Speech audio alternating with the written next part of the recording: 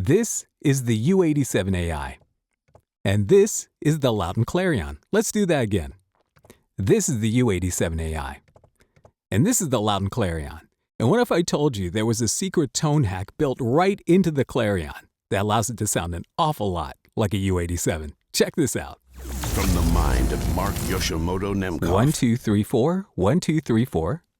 1, 2, 3, 4, 1, 2, 3, 4. La la la la la. La la la la la. So, you're listening to the Clarion right now. And you're listening to the 87 right now.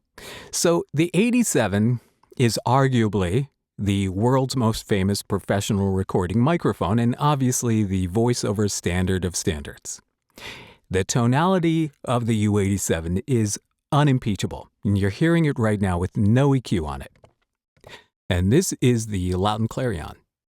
And as you listen more and more, you may be able to pick out some little nuanced differences between the two, but I think overall, you could really argue that the tonalities are very close. Now back to the U87, and you may hear a little bit more of that transformer squish in there, just a little bit more, you know, like that transformer smear, that nice vintagey, velvety smear. And here in the Clarion, you might start to hear a little bit more clarity through that lower mid-range.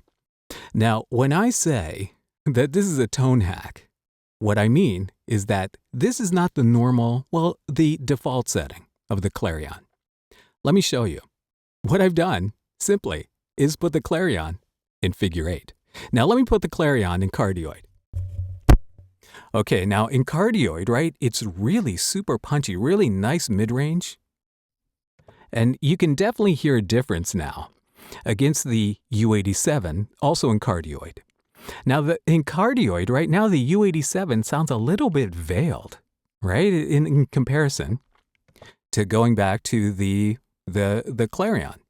Now, you don't hear in the Clarion, in this, again, no EQ signal in Cardioid.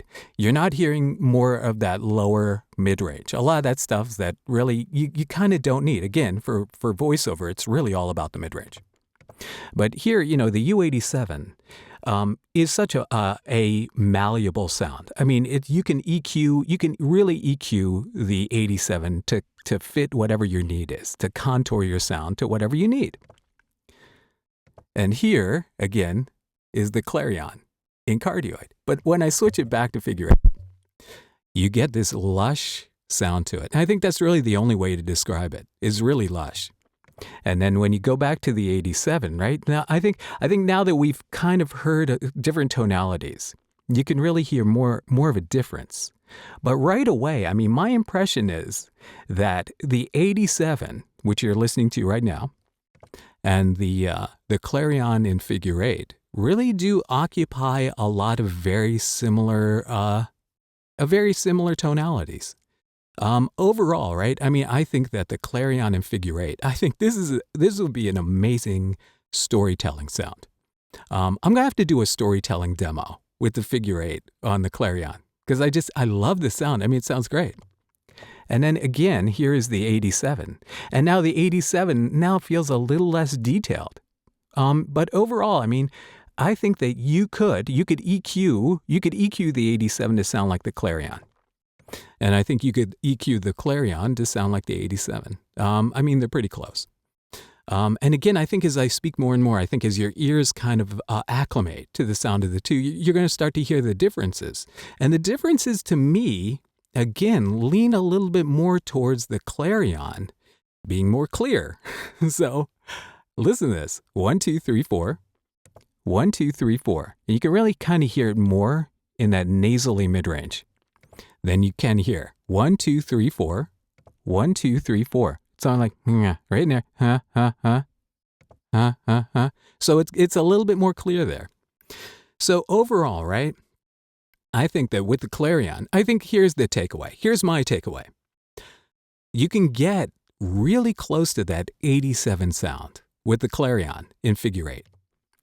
And the 87 sound, I think, is something that you really have to have in voiceover in your arsenal.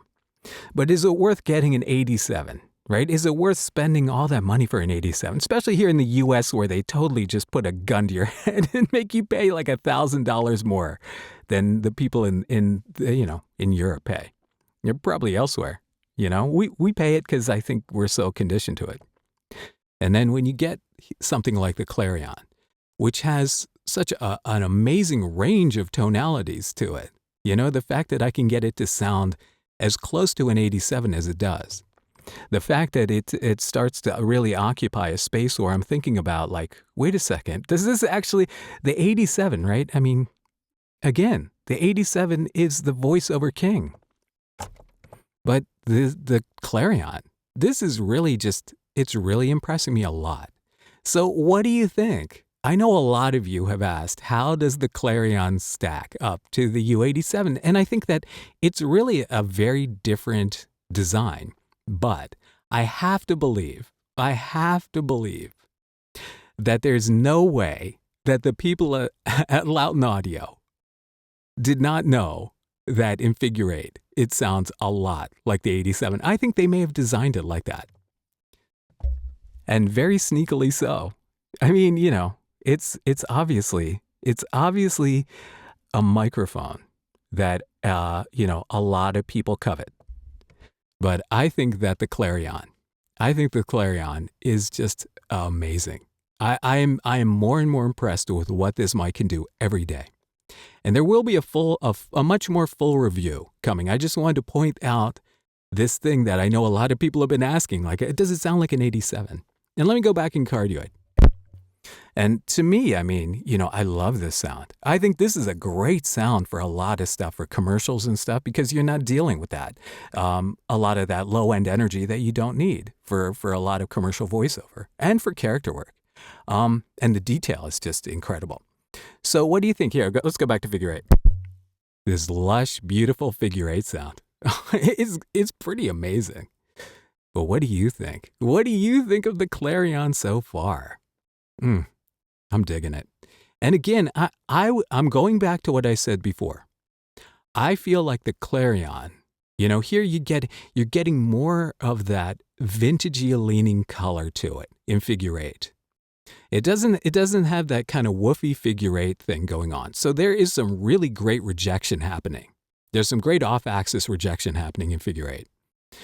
You're just getting a really nice clear tone for figure 8. I mean, this is a pretty amazingly clear tone. So you get this nice vintage lush tone in figure 8, and you get that really punchy tone in Cardioid. And we haven't even explored what the -10 and +10, those settings really do to the tone yet. There's a lot more to discover. And I know this thing looks like a total unit on camera. But again, it's a lot of it is because it's in the foreground of this. And I think because I'm using my iPhone, the iPhone might have a slight little bit of a fisheye thing going on. So I know it looks just massive. It looks massive. But trust me, this massive beast of a mic, this total unit of a mic is just really incredible. And I will go back to what I originally said about it in the previous video. When I hear this, I think to myself, authentically you, better than ever. What do you think? Let me know in the comments, all right? Until next time, this is Mark Yoshimoto Nemkov, fading to black.